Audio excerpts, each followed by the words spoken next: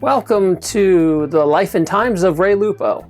I am Taryn Lupo, Raphael Vincent Lupo's son. Now, my dad wrote this book for his kids about just kind of like funny anecdotes about things that happened in his life and stories, and just so we could get to know him better, because as you grow up as a kid, you really don't know your parents before you're kind of an adult.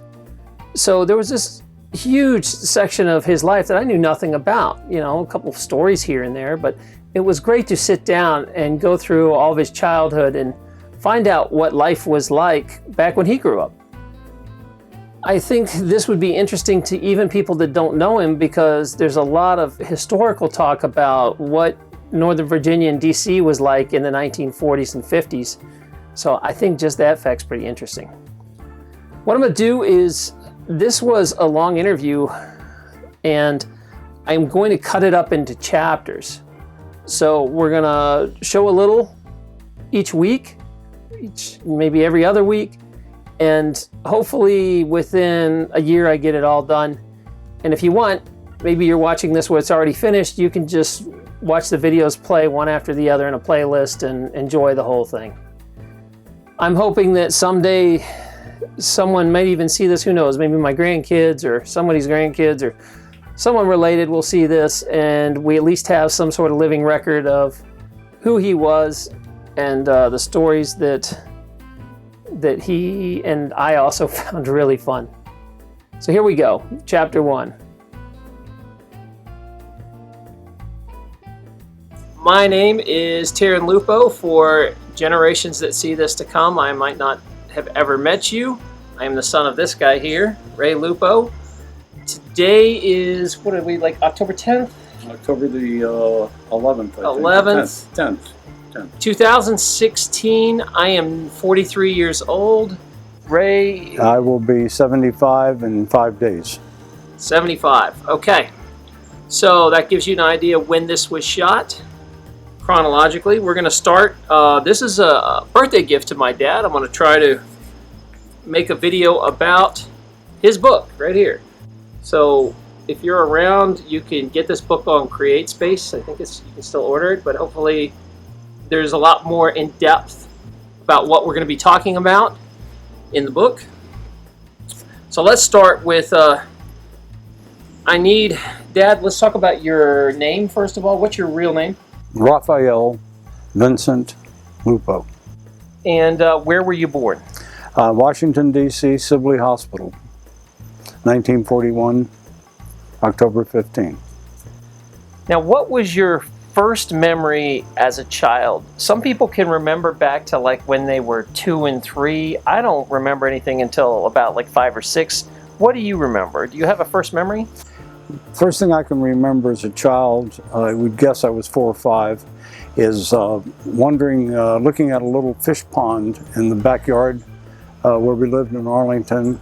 It was covered with ice, and wondering and asking my mom if the fish were still alive. She was going to feed them. She cracked the ice. I could see the fish underneath. I think they were goldfish, but I'm not sure about that.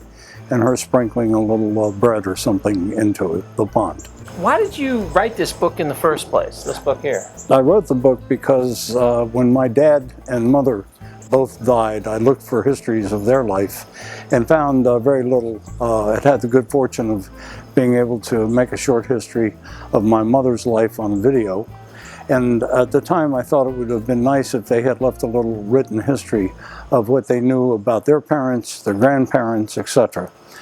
So I decided that it would be nice to write something that maybe my sons and grandsons and daughters and granddaughters might someday want to read, just to find out who I was. Yeah, there's a lot of genealogy missing in our past, especially on your side.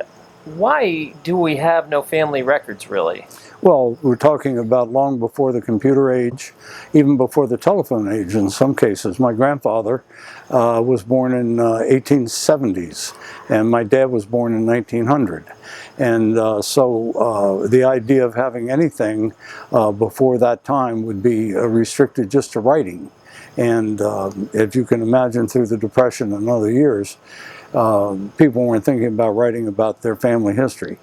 So it's only been, I think, the last 30 or so years since the computer age that people have gotten very interested in genealogy. And one of the ways of doing it, of course, is to make recordings like we're doing here, so that someday, 50, 100 years from now, somebody in my family might look at this. Or even more realistically, when I die, perhaps my sons and grandsons and daughters, granddaughters would be interested in seeing the interview.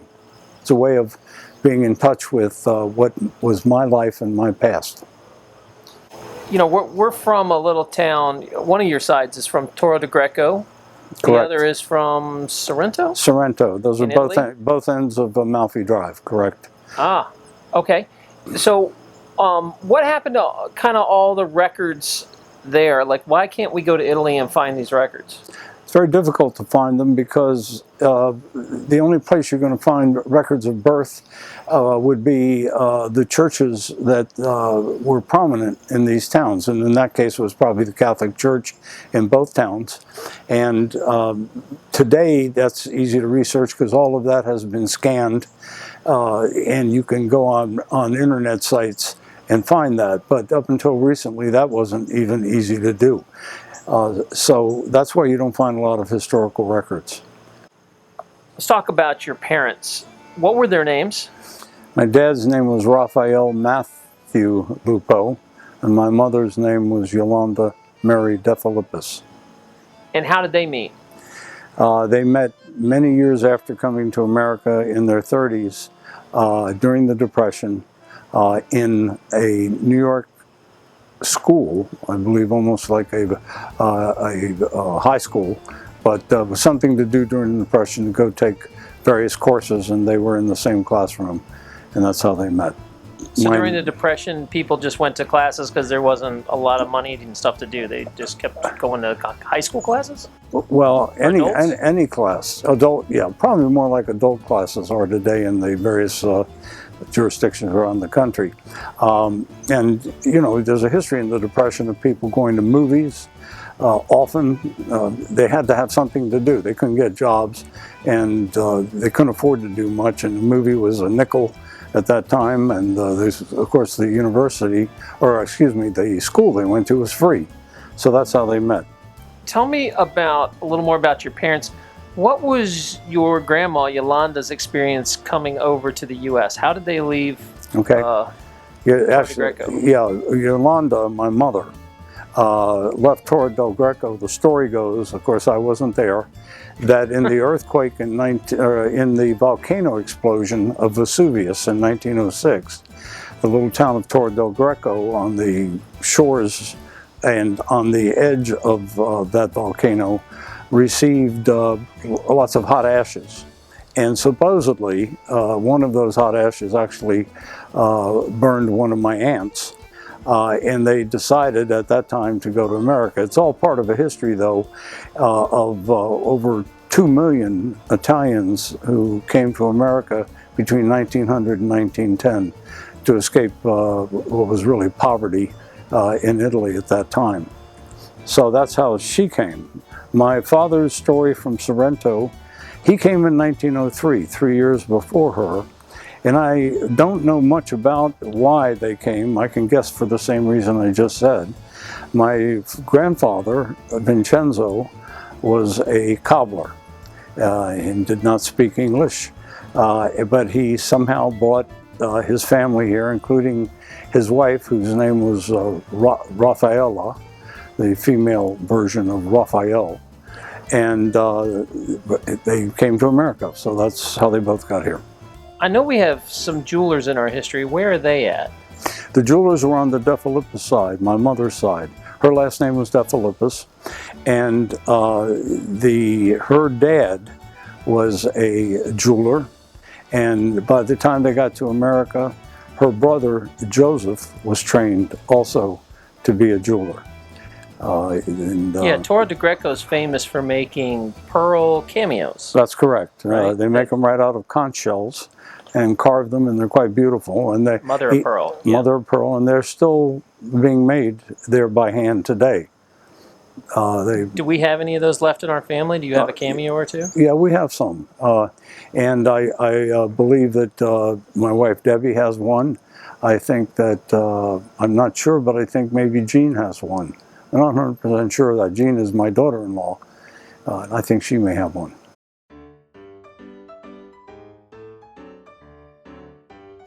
Tell me about your years in Oakland Street. When you were a little kid, your parents had met. They're living in a little house in Oakland Street. What was that like? The most that I can remember about it was incredibly small. It might have only had 1 or 2 bedrooms. Of course, it had the little pond outside that I mentioned. It would be termed in today's language a shack, but that was what they could afford after the Depression. Where was Oakland Street? Arlington, Virginia, and it's not too far off of what is now Glebe Road. And that's where you were born, right? I was born in Washington, in Sibley Hospital, but I came to the little house on Oakland Street. That's where you were pretty much raised. Yes, for the first, I would say, 4 or 5 years. There's a picture here of Grandma and Grandpa. And do you recognize this one? Oh, yes. Where they're in there. I guess this is your first shot of you? I think it's the first shot, and that's my mom's handwriting on the bottom of it. And that's with my mom and dad at Oakland Street.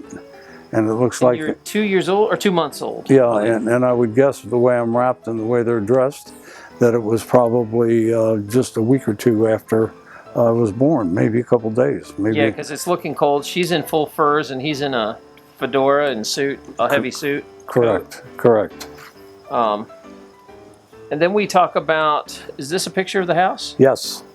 Okay, so I'm going to show this picture. The house, you get a better idea. And what do you remember about that whole experience?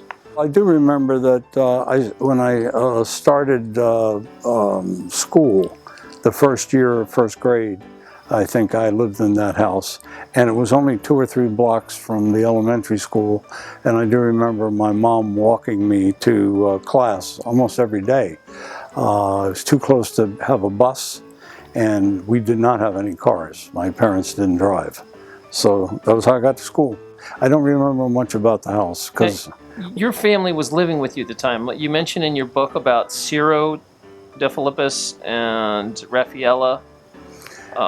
Yes. And they are in this same house, like all of you are crowded in this tiny house, or is your parents living by themselves? No. Actually, it's interesting you use those 2 names. I've forgotten them. My dad has a 4th name, a second middle name, Ciro, C-I-R-O. And Raffaela, where is it here? Canzella? Let's see. Raffaela Canzella? Oh, okay.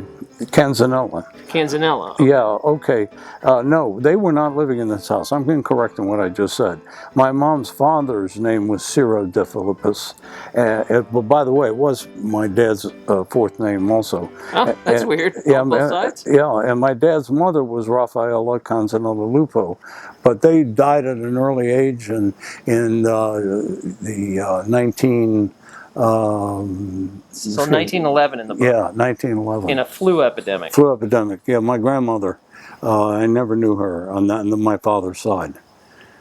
Yeah, you have a whole chart of family chart you wrote out back in the day. Actually, I'll post that. That was actually written by my father, and that's his handwriting. That's his handwriting, and that's the closest thing I have to knowing the history of my genealogy, my family. His handwriting's so neat. Everybody back then. Yeah. Like, penmanship is so bad now. No, that's right. That's right. So, tell me about this picture of you in the high chair. That old school high chair, right? Correct. And that says your age 4 months. Right. And then you were talking about Assunta, right? How do you say it? Assunta. And that's my grandmother. Arthritis. So tell us about that again. Yeah, and if you notice her hands, they're terribly crippled, as was her entire body. She had rheumatoid arthritis. This is 1941. The picture was taken 1942 maybe. And there is no such thing as any medication or drug that is going to help that problem. So she was in tremendous pain, not so much in this picture, she has a smile on her face, but when I would visit her 5, 6 years later when she lived in New York in Greenwich Village, I would hear her screaming when she was lifted by her other children, adult children, and put into bed. She was in that much pain. At that time I was too young to understand it, and I just thought she was cranky. But now that I know what that is, it's amazing, and I feels great sympathy for her. She really went through tremendous pain. Yeah, they didn't really understand rheumatoid very well back then. Correct. And then the picture here, this lady is your mom's sister, right? Right. That is Angelina. And Angelina has a great profile, as you can see. As a photographer, I love looking at that face. Very Roman nose. Very Roman nose. And she looks like she's a substantial person. The truth is she was about 4'10", and just an absolutely lovely person. Your mom had another sister, Izira? Yeah, Izira, A-Z-A-R-A, also nicknamed Ida. And Ida, okay. And Ida. And Angelina never married? Correct. Brother? Angelina never married, nor did her sister Izira or the brother Giuseppe, Joseph. So that's so unusual. All three of them? Yeah. Your mom was the only sibling that had a kid? No, there was another brother, Enrico or Henry. He eloped with his wife, and my mother eloped with my husband later in life. And it was not that unusual at that time for adult children to stay with their parent for a long time, particularly if they were physically disabled, like my grandmother was. But even after my grandmother died, those three never married. And then is this kind of the time period the women, especially if they were unwed, would just live with their moms forever, right? I mean, yeah, well, certainly much they never moved out. Certainly Mediterranean women, Italian women, Greek and French, Spanish, and I think that was often the case. All right, so here's a picture of you and your grandparent, I guess, and your parents. So let's talk about this one. Okay, the first one is the man on the left there is my grandfather, who was probably in his 60s at that time, late 60s, and his name was Vincenzo. The middle person in that picture was my mother, and then my father. Your father always wore like white suits? Is it? I don't know about white suits. It's probably a light gray suit, but yeah, I love it. Yeah, very pimp. He liked to dress up, and I guess for that picture, I'm guessing that they knew that somebody was going to bring a camera, so they probably dressed up. Even my grandfather is in a three-piece suit. I don't think I ever saw him or have any memory of him in a suit. It's amazing to me. I thought he worked in a suit and would like work. Like I saw these pictures where he's building a treehouse and he's like in a suit. That's my father. Oh, you mean your grandfather? I'm sorry. My grandfather. Your dad wore a suit. Yeah, my dad wore a suit, and most of the men of his generation wore a suit. As far as hats go, that as you see in the picture on the right, he has a hat on.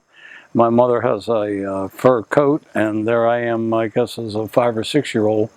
And hats were worn by men until John Kennedy was president. He was the first person that didn't wear a hat, and the hat as an interesting piece of male clothing disappeared in the early 60s. But my dad always wore a hat until then. I wear a hat. I try to make it come back. Yeah? And I don't wear it enough, though. You wear a fedora? But everybody assumes you're bald if you do. You know, that they just are like, oh, what is he hiding? Listen, if I put my head down here, I'll blind the camera. No, the little sun reflection. I mean, what? Your dad, he went bald, though, right? I mean, looking at this picture, he still has a receding hairline. Yeah. But the granddad doesn't. Yeah, no, he had lots of hair. I forgot. Is the baldness genes from the mom? I don't know, but certainly my grandfather had heavy hair. You have heavy hair. Heavy hair, yeah. And your brother, 2 of your brothers have heavy hair. And then Tom has his father. My brothers are balding, are they? No, but Tom has lighter hair like like Leo, your grandfather. Yeah, he is. On the Stedman side. But Pop had a pretty you know, he kept his hair too. Yeah. I don't think we have too much baldness, so if you're watching and you're related, you got it somewhere else. Yeah, that's right. That's right. Both my parents were, my mom was 5'2" and my dad about 5'7", and I'm 6'3", or was. That's so weird. How does that happen? Is it like well, you could say nutrition here? You can say it was the milkman, but if I said that, my mom would probably electrocute me, so I can't say that. But it was nutrition. I'm sure that's a whole generation. You see For it a foot higher. I mean, yeah, you see crazy. it everywhere. It's Oriental kids today. That's true. Gene and Tony's children are tall, and I think you're seeing it more and more because people eat better and have better nutrition. My dad used to claim that it was the cod liver oil they forced me to take, and I hated that stuff. But is right. Did you have oil all the time for like as a vitamin, or yeah. Well, it was a spoonful of cod liver oil, and it was just the most disgusting stuff. And it wasn't even in a capsule. Or nothing. God! Well, eventually it reached the capsule stage, and then it was. I still probably cheated and pretended I was taking it when I wasn't. Like, how would your mom use it? Was it a vitamin, or every day you had it, or? All I remember is 5, 6, 7, 8 years old. At the end of the meal, the bottle put in front of me and said, "Here, take your spoonful." And you know, it's like the only bad memory I have of my parents forcing me to take that stuff. It was awful. I mean, where did they? Did her mom make her do? Like, where is that? I have no idea, because they certainly weren't tall. But somebody must have told them it was good for you. And in fact, it is good for you. I guess it's still, you can go to the GNC and stores like that. You still buy cod liver oil pills. That's so funny. So I was looking at the pictures of your parents here, and they're not really that tall, but they look like slim and trim. Well, I think everybody was before the food got all before McDonald's and McDonald's and everything else. And we ate huge portions. Yeah, actually, I think they're pretty handsome couple. Yeah, they look good. You know, I never knew them when they looked like this. No, and that's my first dog in that picture. You might show that. Which dog is? What's his name? It was Foxy. Foxy Brown. Yeah. I love this shot of them in the garden. Is that in their backyard? That's in the backyard. Look at him just smoking that cigar, pimping out. Yeah. Did your mom smoke too, or just him? Oh, no. No. So she tolerated it? I guess everybody did. I know I hated the smell of it because my dad's clothes smelled of cigar all the time. And then is this like a shot for school? You had blonde hair in this. I think they took, definitely milkman. Yeah, I think they took me to have a picture taken by a professional photographer, and that's you can tell it's definitely me because of the ear sticking out, the big ears. You know, not that big of a deal anymore, I don't think. I guess back in the day, it was a big deal, but I like this. And then we get to a shot of this guy. Yeah, so-called Uncle Norman. Uncle Norman, very mysterious. Uncle Norman was and when you read the book, there's a lot of interesting things about him. Yeah, my mom didn't like him. Let's talk about Uncle Norman. Why he almost looks like a wise guy. Uncle Norman was from Sicily. At least his parents were. I assume he was. As a kid, I liked him because he was my introduction to sports.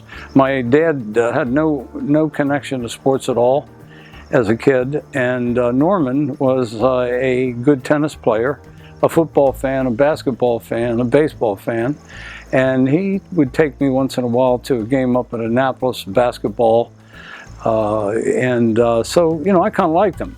But his modus operandi was to come every Sunday, have dinner with my parents, and then fall asleep on the couch, and then leave.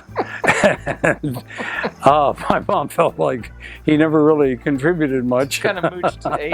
I mean, he was. Everybody's got that friend though, and that relative. I mean, I pretty much do that to you guys. No, you don't. I come over and I just eat your food and sleep on your couch. Yeah, but you're invited. Your blood. But anyway, Uncle Norman. Another interesting aspect of Uncle Norman. He showed up in 1948 or 49. In a brand new car. I had never seen a brand new car, and it was a Studebaker. And Studebaker looked like a rocket ship. It was really interesting to see it. I thought that was the hottest thing in the world. Studebaker was a pretty good car. It stayed in business till the early 60s, I think. They're still cool. Yeah. Thanks for listening, and I hope you enjoyed that. If I've already finished the next video, it'll just autoplay after this one. If not, tune in a week or two and we'll have the next update. Thanks.